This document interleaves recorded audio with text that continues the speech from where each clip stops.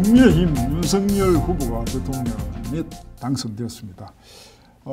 다만 저희들 방송에서는 과연 정권 교체가 이루어진 것 맞는가 하는 의문을 오늘 한번 짚어갈 생각입니다. 이 정권 교체 부분 다시 한번 짚어야 될 화두 아닌가 이렇게 생각합니다. 자, 어제 언제까지 그 개표 방송 봤습니까? 새벽까지 다 4시 반까지 봤습니다. 보셨어요? 저는 그 윤석열이 역전하자마자 바로 TV 끄고 잤습니다. 편하게 잤습니다. 저도 그 역전 시점을 동영상을 촬영해놨어요. 뭐 몇인데 그게? 난 몇인지도 몰라. 12시 좀 넘어가지고 1시 좀 못 돼가지고. 1시 좀 그거 가지고 잠 못 잤다는 사람 많던데 나는 누가 얘기도 내하고 별 볼 일 없어가지고 난 일찍 잤어요. 예. 아까 제가 좀 뜬금없는 화두입니다만은 정권 교체 된 거 맞나? 뭐 이런 의문을 가질 만한 어떤 상황 아니었습니까? 어떻습니까? 그렇습니다. 실제적으로 지금 두 후보의 표 차이가 24만 7천 표 차인데 이거는 어떻게 보면은 한 선거구당 한 20표 차이라고 이야기하더라고요. 거의 투표구당인지 수표도 안 되죠. 그 정도라고 이야기하는데 어떻게 보면은 우리가 소위 말하는 그 여론조사 깜깜이 조사 기간에 표 차이가 한 5에서 8% 정도 그 윤석열 후보가 앞섰다고 해요. 그런데 막판에 이렇게 좁혀졌다는 거는 0.74% 차이로 74% 차이로 좁혀졌다는 거는 민주당이 상당히 따라붙었다는 거죠. 그렇다면은 이재명은 졌지만 잘 싸웠다. 윤석열은 이겼지만 사실상 졌다. 어떻습니까? 어제 4시까지 계셨다. 4시 반까지 여러 가지 감회가 있었을 것 같습니다. 예, 저는 어느 팬도 아닙니다. 팬도 아닌데 사회가 처음에 윤석열 지지했잖아요. 발전을 하려면은 변화가 있어야 된다 이런 생각입니다. 그래서 저도 정권 교체의 무게를 둔 사람입니다. 그런데 저는 한마디로 이렇게 정리하고 싶습니다. 후보의 승리와 정당의 패배입니다. 후보는 당선된 윤석열 후보도 승리했고 낙선된 이재명 후보도 둘 다 동시에 승리를 했습니다. 압도적인 차이로 승패가 갈려지지 않았기 때문에 두 사람이 다 선전했고 윤석열 후보도 그 정치 초년병인데도 불구하고 나름대로 잘해서 승리를 거머쥐었고요. 이재명 후보는 여러 가지 문제 잡음이 그렇게 많았는데도 불구하고 선전을 해서 나름대로 체면을 세운 정도가 아니죠. 아주 승리를 했다고 저는 봅니다. 낙선을 했지만은. 그런데 양 정당은 왜 패배냐? 더불어민주당은 이번 선거는 사실 서울 경기 수도권의 싸움이었습니다. 그런데 수도권은 다 아시다시피 모든 의원들, 정치인들이 실핏줄처럼 더불어민주당에서 장악하고 있습니다. 동네 골목골목마다 더불어민주당이 다 조직을 갖추고 있습니다. 그런데도 불구하고 졌다는 것은 이거는 정당의 패배입니다.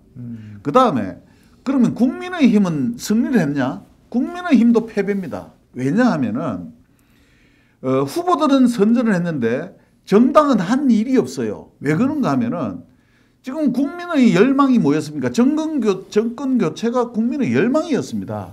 그러면은 정권 교체 지수만큼의 어떤 득표가 왔어야 되는데 가만히 있어도 그 득표는 한다는 이야기예요. 정당이 아니에요. 무소속으로 나와도 그 득표를 한다는 거예요. 왜? 국민들의 열망이 정권 교체였기 때문에. 그런데 아슬아슬하게 역사상 1%도 안 되는 차이에 이겼다는 것은 재수로 이긴 거지 국민의힘이 잘해서 이겼다고 착각을 하면 안 된다는 이야기입니다.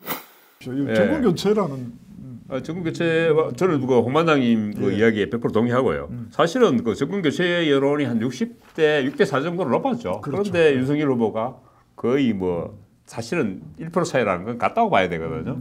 거의 간발의 차이, 소위 말하는 머리카락 차이인데 같다고 봤었다면은 실제적으로 민주당이나 그 이재명 후보보다 국민의힘이나 윤석열 후보가 잘 상극이 못 되죠, 사실은. 제가 그래서 이겼지만 사실상 졌다 이야기했던 거고. 그리고 실제적으로 이 정도 표 차이로는 윤석열 후보가 안 그래도 여소야대 국면인데 안정적인 전국 운영을 앞으로 가능할까? 대통령이 되더라도 이게 사실 이게 뭐 한 6대4 내지는 7대3 정도로 압도적으로 표 차이가 나야 그 국정 운영에 탄력이 생길 건데 이렇다면은 자기 뜻대로 움직이기 힘들어졌죠. 예, 뭐 우리가 정권 교체를 구체적으로 말씀드리면 뭐 일종의 뭐 그 전 정부의 예.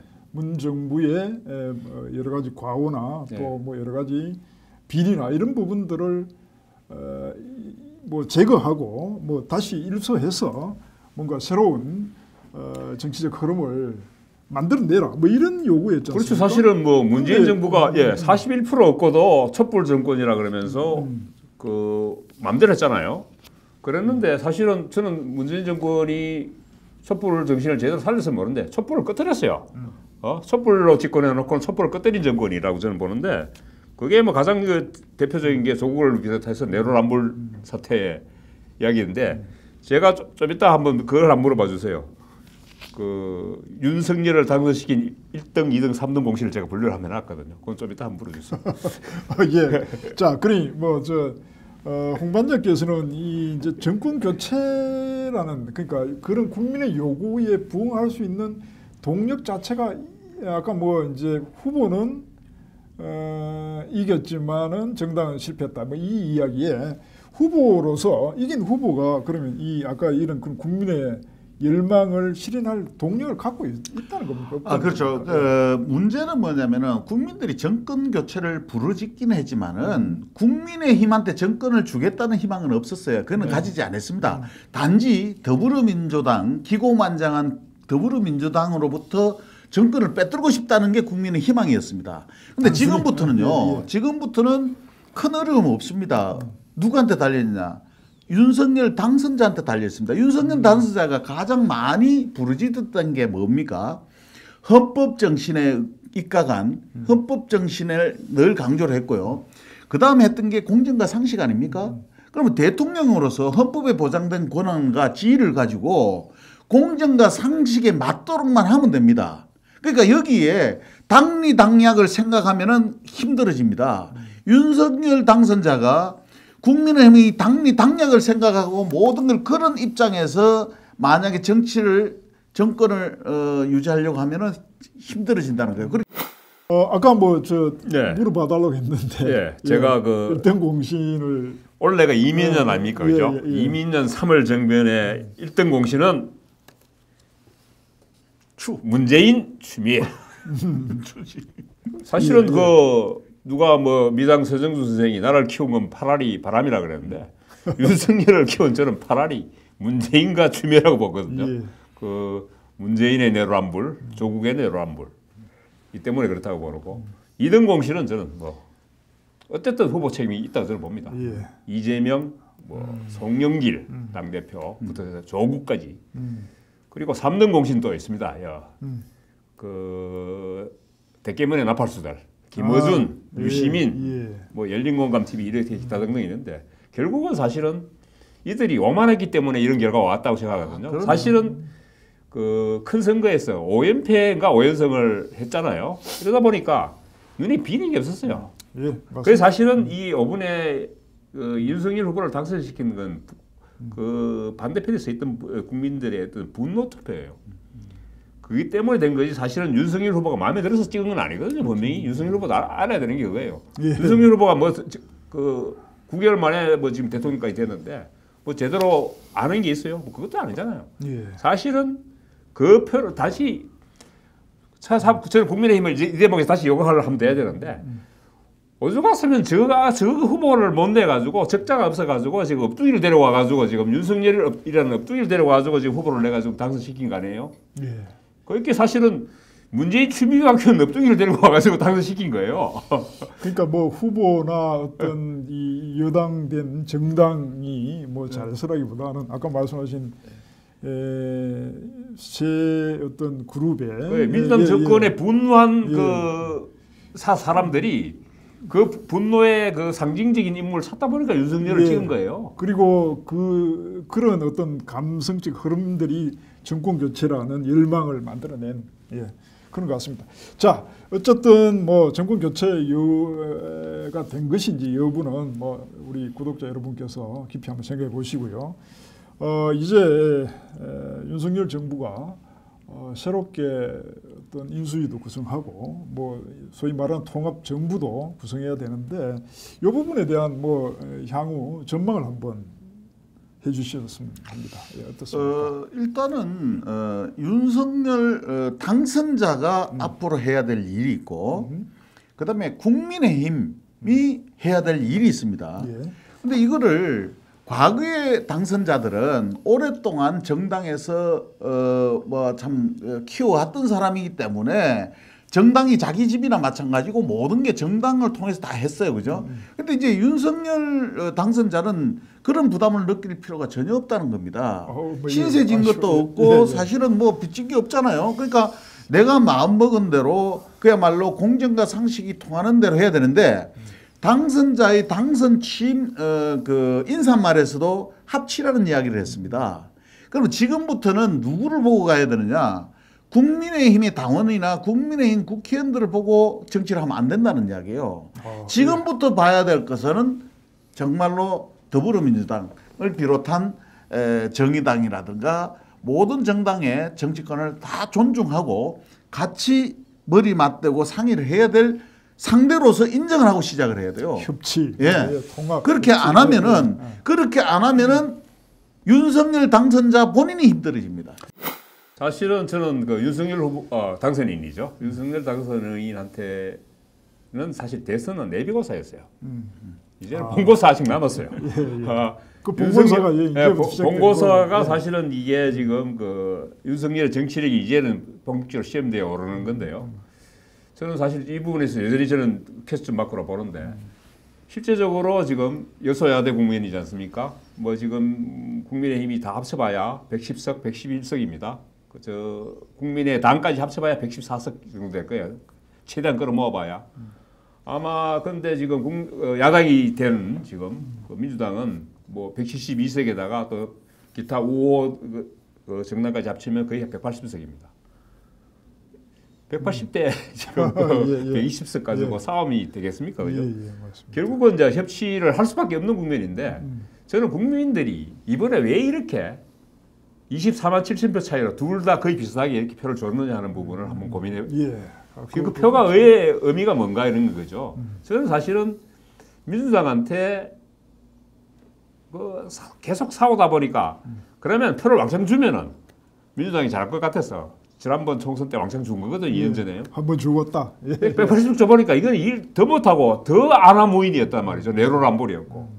그러다 보니까 이것들 안 되겠다. 이렇게 해서는 안 되겠다. 저는 국민들의 참 대한민국 국민들의 참 현명한 선택이라고 보는 게 아예 비슷하게 주놓으면 저가 서로 손 붙잡고 머리 맞대고 협력하지 않으면은 협상하지 않으면은 안 되게 표를 준 게 아닌가.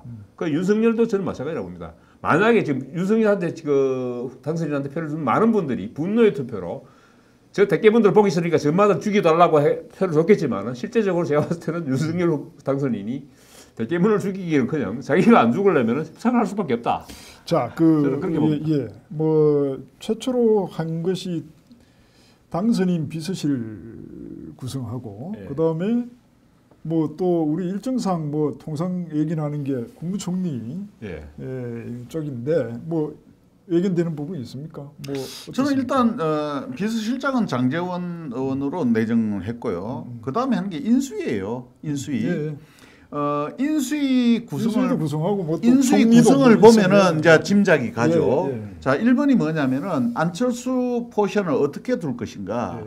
안철수를 내각의 무게 중심을 두고 자리를 줄 것인가. 그렇지 않으면 당 쪽으로 어차피 국민의 당하고의 합당 때문에 당 쪽으로 무게 중심을 둘 것인가 하는 게 아마 고민일 거예요. 안철수 본인도 고민이고 윤석열 당선자도 고민일 거예요. 근데 이거를 다 주기는 힘들죠. 왜냐하면 대통령도 지금은 이제는 행정의 수반으로서 그쪽에 치중을 해야 되거든요. 그러면 의회는 정당은 정당 쪽에다가 이름을 해줘야 돼요. 그러니까 안철수를 같이 동반자로 해서 같이 이 행정을 같이 갈 것이냐. 그렇지 않으면은 정당으로 둘 거야. 이래야지 이것도 하고 저것도 다 할 수는 없는 거 아니에요. 그죠? 그래서 그거에 아마 고민을 할 거고 거기에 따라서 변화가 크게 나올 거라고 생각합니다. 그럼 결국은 인수위 구성은 어떻게 되느냐 하면은 과거에 내로남불식으로 해서도 안 되고 과거에 문재인 정권이 했듯이 임기 중에 있는 사람까지 다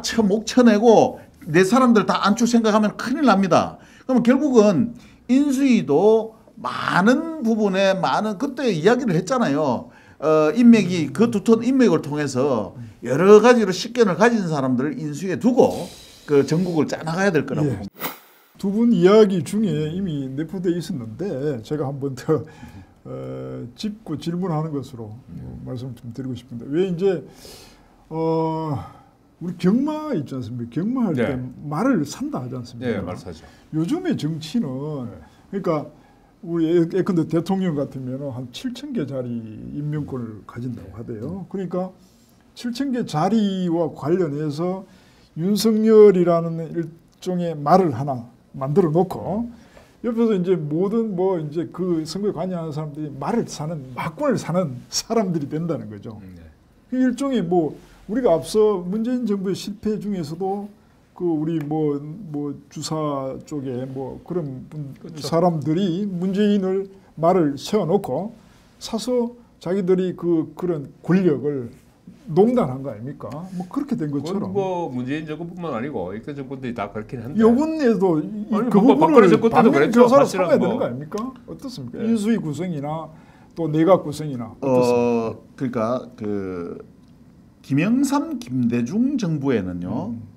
본인들이 당을 키워서 자기가 관리를 하고 쭉 와서 대통령이 되기 때문에 일사불란하겠다고 잡음이 없어요. 그러니까 쉽게 이야기해서 내가 대통령 되는데 금전적으로나 시간적으로 뭐 여러 가지로 도움을 받아버리면 그걸 갚아줘야 되지 않습니까? 그러다 보니까 문제가 생기는 거예요. 그런데 윤석열 당선자는 도움받을 기간이 얼마 없었어. 8개월 만에 대통령이 되다 보니까 신세진기 크게 없다니까요.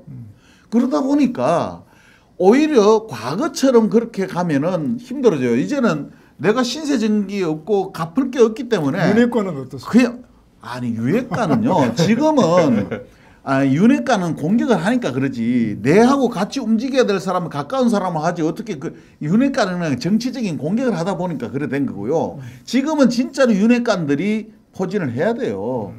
그래야 대통령은 의중에 따라서 움직이는 거 아닙니까? 그래 윤핵관이라는 말은 이제 없어져야 되고 그래서 제가 당부하고 싶은 거는 인수위 구성부터 내각 구성에 있어서 정말 유능한 사람, 식견을 가진 사람들이 내각 구성이 되고 각 우리 한국 정치사에 자리를 잡아야 된다. 예, 뭐 제가 이제 뭐 염려한 것은 그런 부분이 그러니까 하나의 이익 집단화되어 가지고 국정을 이렇게 좌지우지해서는 안 된다 이런 말씀을. 그런데 이제 저는 그 이번 대선에서도 그 많은 그 소위 말하는 먹물들부터 시작해서 소위 말하는 저 사람은 저렇게 하면 안 되는데 중심을 잡아야 되는 사람들까지 다 어느 한쪽 진영에 몰려가 가지고 난리를 쳤단 말이죠. 그 사람들이 왜 그랬겠어요? 한 자리 해먹겠다는 거 아닙니까? 그렇죠? 그 우리 통상적으로 우리 그 시정에 하는 말이 있습니다. 그 돈이 생기면 마누라를 바꾸고 권력이 생기면 친구를 바꾼답니다. 아 그렇습니까? 예? 몰랐어요? 몰랐어요. 권력이 생기면 친구를 바꿨습니다. 그래서 인사권이 사실은 권력입니다. 아까 뭐 7,000개 했는데 7,000개가 권력입니다. 그게 사실은 이게 지금 그 여자가 지금까지 민주당 국민의힘이 왜 이렇게 박터지게 싸웠느냐? 어느 한쪽에 혼자 처먹거든. 그러니까 박터지게 싸울 수밖에 없는 거예요. 정권이 바뀌면 그 자리를 다 뺏기는데 그렇게 해야 되니까 그런데 결국은 저는 그 윤핵관도 마찬가지고 지금 그 대개문도 마찬가지로 보는데 이 부분이 혼자 먹으려고 독식하면 얹힙니다. 얹히면 소화제 먹어야 돼요. 결국은 소화제 먹기 전에 서로 나눠 먹어야 됩니다. 그것도 그 나눠 먹는 걸 저끼리 나눠 먹지 말고 국민들도 골고루 잘 살 수 있게 그렇게 나눠 먹으세요. 우리가 이제 아까 뭐 정권 교체라고 볼 수 있느냐? 이 문제가 사실은 향후 제대로 된 정권 교체가 되어 있다는 걸 보여주는 과정이 인수위부터 통합 정부를 구성해 가는 과정이 아닌가 이런 이제 말씀을 드렸고요. 자, 먼 곳의 이야기일 수도 있어서 이제 저희들 관심사 지방선거로 한번 가보고 또 특히 대구 경북의 지방선거와 또 이 윤석열 정부의 탄생이 어떤 영향을 가질 것인가 이 부분도 한번 분석해 보시죠. 예컨대 먼저 화두를 이번 이 대선에 관여했던 우리 지방선거 출마 예정자들 이 한번 몇 명 한번 짚어보면 어떻겠습니까? 이번에 권 시장은 꽃을 아직 안 들고 가신 것 같은데. 대구시장이 이야기하시는 거죠? 권영지 시장 최고령 화동. 근데 나는 이분이 상당히 이게 상당히 잔머리도 잘 굴리고 이 빠른 분이라서 제일 먼저 저는 국민의힘 중앙당사 올라가서 대통령 당선인 옆에 가서 같이 손들고 박수 안 치겠나 싶었는데 이번에는 안 그렇더라고요. 이게 하도 요거 먹어서 그런가? 그거 어떻습니까? 무슨 다른 이유가? 아니 정당의 공천은요 늘 임박해서 결정됩니다. 그 중간에 과정이 있는데 지금 여기에 산 넘어 산이라고 일단은요 국민의당 합당이 1번입니다. 그거는 당선자가 취임 인사하면서 바로 이야기를 했고요. 그럼 지금 국민의힘이 보여줘야 될 것은 합당 문제를 어떻게 처리해요? 그러면은 요번에 국민의당에서 요번 보궐선거에 출마한 사람도 있었잖아요. 그러니까 결국은 뭐냐면은 서두르면은 문제가 생기게 돼 있어요. 그러니까 일단 국민의힘의 힘이 전 국민을 대상으로 보여줄 모습은 정말 서로를 인정하고 합당을 자연스럽게 마무리 짓는 거. 그러고 나서 그러되면 결국은 공천의 문제에 있어서 공정한 룰이 나올 수밖에 없습니다. 그렇지 않습니까? 그러면 국민의힘만 공천 다 주고 국민의당은 공천 안 준다 이럴 수는 없잖아요. 그러니까 그런 문제를 하면서 아마 공천 룰이 아마 결정될 거예요. 그 다음에 나온 거 옛날처럼 그냥 잘 보여갖고 그냥 무조건 지명식으로 하는 그렇게는 안 될 거예요. 조금 더 아마 광역 단체장은 경선을 할 거예요. 어쨌든 경선의 형식을 밟을 거라고요. 저는 근데 아까 다시 이야기했을 때 안철수 지금 대표죠. 국민의당 대표의 안배가 어떻게 되느냐는 부분도 저는 관심이에요. 사실은 실제적으로 안철수 대표가 있는 국민의당에서 광역단체장 후보감이 사실 별로 없잖아요. 여기도 그죠? 정치적 균형감이 있는 인물이 없으니까 결국은 안철수 후보 본인이 지금 나와야 되는데 결국은 서울시장이나 경기지사 이 정도를 안철수 지금 대표가 노리느냐 안 노리느냐 아니면 인수위 들어가서 인수위원장을 맡으면서 민주당의 또 선택도 걸림돌이 되긴 합니다만은 국무총리를 해볼 거냐. 저는 안철수 후보가 어떤 지금 선택을 할 거냐는 부분이 사실 관심이 가고요. 그러고 나서는 저는 이제 대구 경북이죠. 대구 경북에서 봤을 때 대구시장 일단은 권영진, 하마평에 오는 사람이 많지 않습니까? 그리고 또 지금 하양하겠다는 홍준표, 홍준표 지금 의원 같은 경우에는 대구시장뿐만 아니고 경기지사도 지금 설이 하마평에 오르는 것 같아요. 국민의힘도 요즘 인물난인 것 같아요. 그래서 지금 초선인 김은혜 의원을 경기지사 내보내느냐 얘기 나오는데 좀 약하지 않느냐 이래서 아니냐 홍준표 차출로는 나오는 것 같고. 그 다음에 이제 우리의 호프죠. 김재원 전 의원. 이분이 이제 사실은 맹무한락을 했잖아요. 그래서 아마 농공행상을 따진다면은 상당히 깃밥을 좀 만질 수 있는 것 같아요. 그러고 또 나머지 또 대구시장 후보들이 또 누가 나올지 모르겠습니다만은 일단은 세 사람이 일단 앞서고 있다고 보여지고 경북지사도 사실 지금 바꾸려고 하면 언제든지 바꿀 수 있지 않아요? 그만은 어떻습니까? 이철우 지사를 꼭 줘야 된다는 건 없잖아요. 경북지사나 대구시장은요. 우리 간지남이나 조변 공천 주면 바로 당선이에요. 그렇지 않습니까? 맞습니다. 대한민국 선거에서 가장 쉬운 선거가 광주 전남 도지사 선거, 시장 선거, 그다음에 대구 경북 도지사 시장 선거예요. 대한민국에서 제일 쉬운 선거예요. 공천 받아보면 끝나니까. 그래도 공천 과정이 있죠. 그러니까 그거는 그건 뒤에. 아니 저는 여담입니다만은 이번 중랑구 보궐선거가 있었지 않습니까? 임병원 씨가 당선된 것도 이해가 돼요. 그런데 국민의당에 권영현 후보라고 여성 후보가 나왔었어요. 근데 이분이 사실 우리가 봐도 덮어잡 아닙니까? 이분이 뭐 하시던 분인지 사실 난 잘 몰라요. 그런데 이분이 2등을 했단 말이에요. 그렇게 벗기는 지금 나머지 지금 국민의힘이 공천을 안 하니까 나머지 후보들이 전부 뒤로 밀렸잖아요. 그 기호 순위에요. 그러니까 국민의힘하고 이름이 비슷한 국민의당이고 기호도 앞서니까 이분이 느닷없이 2등을 한 거예요. 이야, 저는 이거 보고 참 중랑구 국민들이 묻지마 투표를 여전히 하고 있구나. 저는 그걸 느꼈어요. 높아지면서 이야기인데 아까 경기지사 뭐 이야기 나오고 서울시장 이야기 하는데요. 그게 기고만장한 모습이 되는 겁니다. 경기지사는요, 경기도에 뿌리를 두고 경기도에서 활동했던 활동가 중에서 공천을 줘야 되고요. 어디 뭐 대구에서 날아가고 어디서 하고 이게 말 안 되는 겁니다.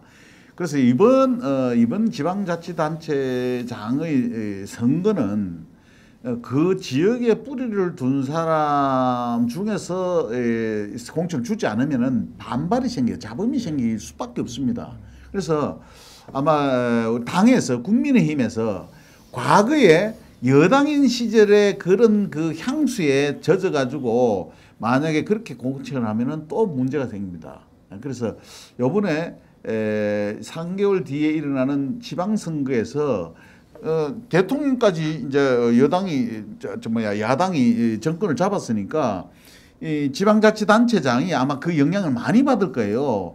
아니 그 집권 여당의 후보를 우리 지역에서 단체장으로 만들어야 우리가 이익이 된다는 그게 다 깔려 있기 때문에 유리한 장면이란 말이에요. 그런데 공천을 엉망으로 하면은 과거에 그런 예가 많았습니다. 조국 사태가 벌어졌을 때 선거에 참패했듯이 이번에 대통령이 선출되고 나서 지방선거에 안일하게 대처를 하면은 참패를 할 수 있어요. 대구 경북의 그 지방선거의 중요성 관련해서 이런 이제 뭐 어떤 견해를 가진 분이 있으시더라고요. 왜냐하면 172석의 거대 여당이 있지 않습니까? 그게 이제 대의민주의 문제인데 윤석열 당선자가 그 국회와 여의도와 어떤 뭐 이래 같이 전국을 이끌어 간다는 건 어려우니까 결국은 이번 지방선거를 통해서 우군을 모으고 아니면은 여론의 직접 민주정치 쪽으로 흘러갈 가능성이 많다. 그래서 그 어떤 가장 핵심적인 곳이 대구 경북일 수밖에 없다. 그래서 대구 경북 단체장을 제대로 뽑아야 된다. 이런 정말 확실한 그 어떤 태도로 지방선거에 임할 것이다. 이 부분에 대해서 어떻게 생각하십니까? 저는 지난 지방선거 당시에는 사실은 대구 경북을 제외하고 전패했잖아요. 몰살 당했잖아요. 대구 경북 외에는. 그리고 이제 그 보궐선거는 다행히 그 부동산 바람 때문에 부동산 정책 실패의 바람 때문에 서울과 부산 보궐선거에서 돼서 지금 광역선거 17개 광역단체 중에 4석이 지금 4자리가 겨우 지금 국민의힘이 확보하고 있다고 보거든요. 그런데 사실은 대구 경북은 뭐 안정권이라고 보지만은 누가 되든 뭐 조변이 나오든 홍반장님이 나오시든 공천만 받으면 되니까. 오늘 뭐 우리 그렇게 되는데 서울 경기는 사실은 모르잖아요. 이번에는 사실 윤석열 후보가 서울에서 한 30여만 표, 31만 표 차이로 이겼어요. 경기도에서는 물론 또 한 5% 차이로 졌습니다만은. 그렇다고 봤을 때 지금 4석을 수성하느냐조차도 사실은 쉽지 않은 싸움이거든요. 서울, 부산까지. 그렇게 봤을 때 이제 대구 경북의 공천을 제대로 해야 이게 제대로 하는 모습을 보여야 다른 지역에까지 영향을 미친다고 봐야 되죠. 서울 경기에까지 영향을 미치겠죠. 아무 놈이나 또 뭐 아무 놈이나 해도 되나 모르겠다. 아무 분이나 또 이렇게 공천하시면은 조영찬 같은 놈 공천하면 망합니다. 국민의힘의 당대표를 거론을 안 할 수가 없습니다. 이준석 당대표는 지금 선거가 끝난과 동시에 본인이 이 선거에 대한 책임을 지고 일단 사퇴하는 게 맞습니다. 윤석이 왜 그래 싫어해요? 사퇴를 일단 하고 왜냐하면 합당을 하지 않습니까? 합당을 하면 국민의당 합당하는데 나는 당대표 계속하고 너는 합당만 해. 이래 할 수가 없잖아요. 뭐 3석짜리 정당하고 뭐 102석하고 붙는데 뭐. 그런데 그게 국민들한테 보여주는 모습입니다. 당과 당이 합당을 하는데 입당이 아니고 합당이잖아요. 그러면 내가 내 당대표를 내려놓고 합당이 돼야 되지. 나는 당대표고 너는 합당해. 이거는 말이 안 되지 않습니까? 그래서 일단은 당 선거도 끝났으니까 내가 내려놓고 합당 절차를 밟아서 당대표를 다시 선출하는 게 맞습니다.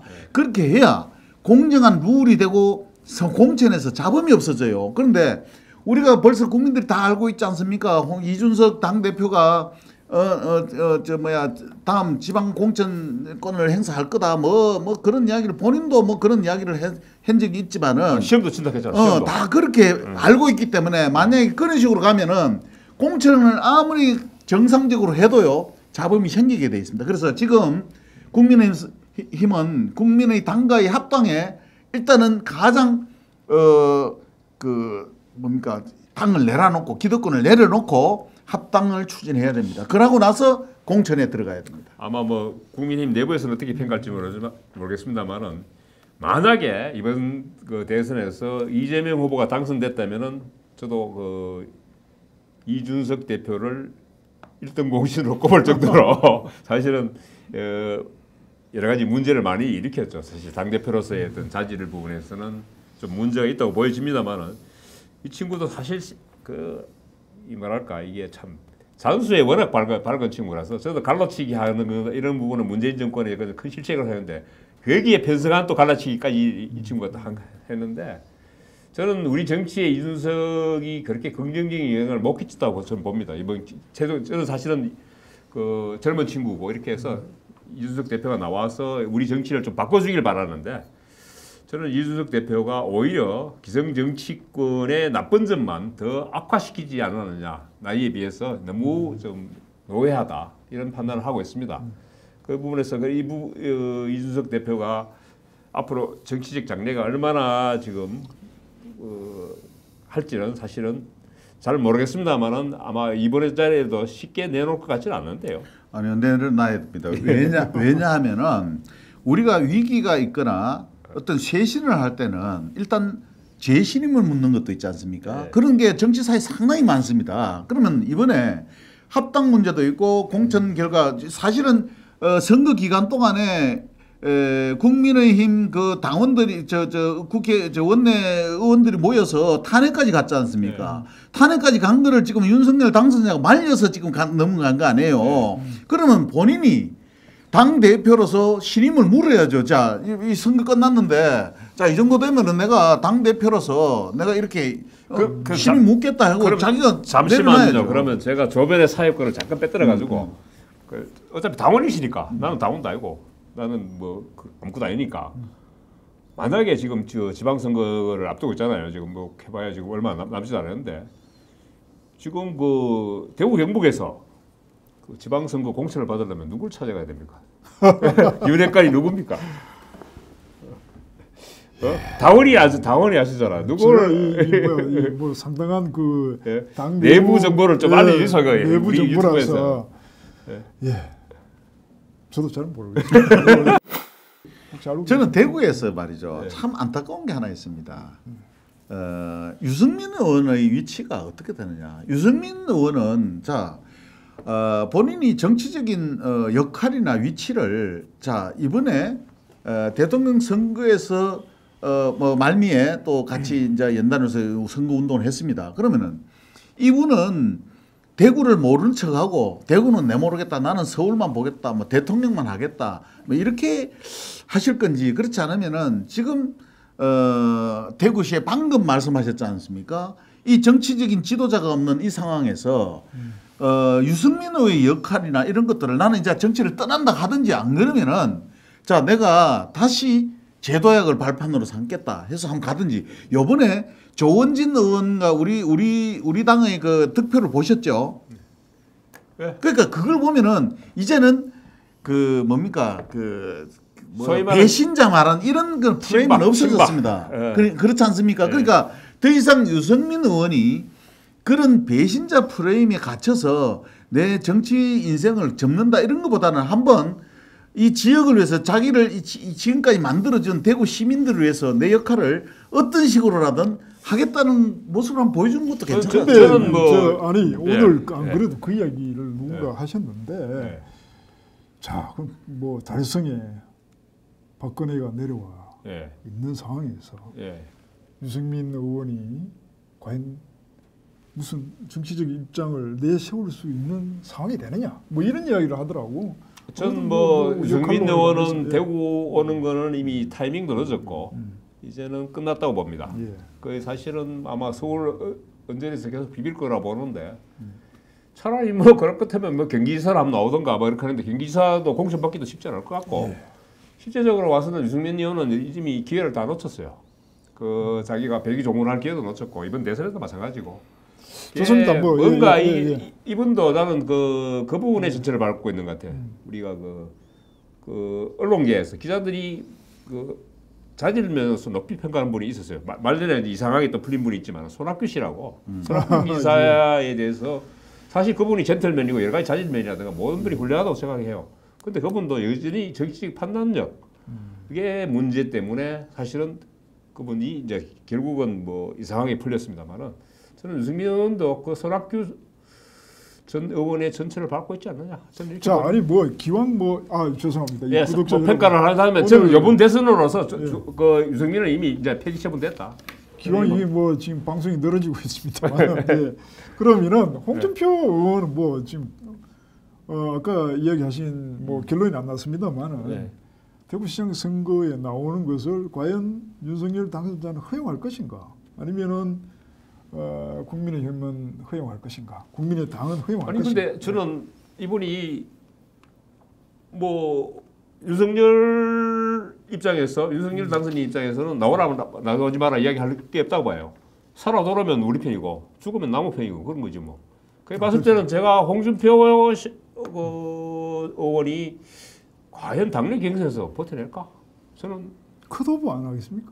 컷오프가 아니고 그냥 풀어놔도 홍준표 의원을 별로 좋아하는 분이 별로 없는 것 같은데. 그러니까 그런 면에서 봤을 때는 경선에서 당내 경선에서 저는 잘릴 것 같은데.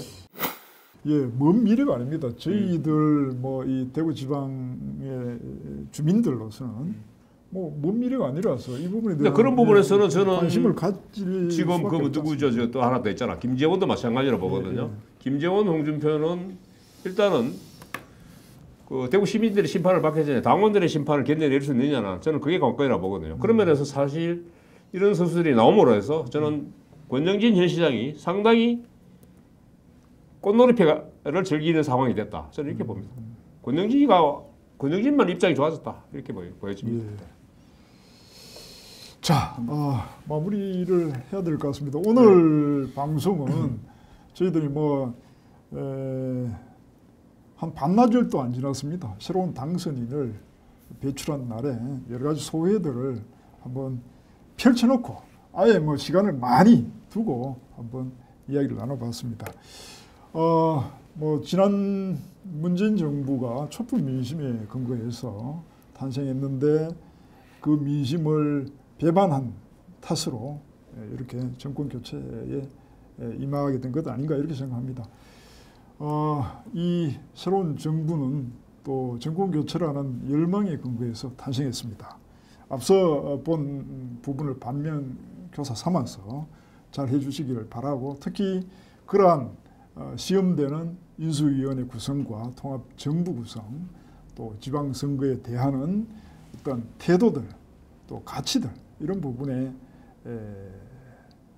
나타나 기미를 보여주지 않을까 이렇게 생각하고 있습니다. 잘 해주시기를 간곡히 바랍니다. 마치겠습니다.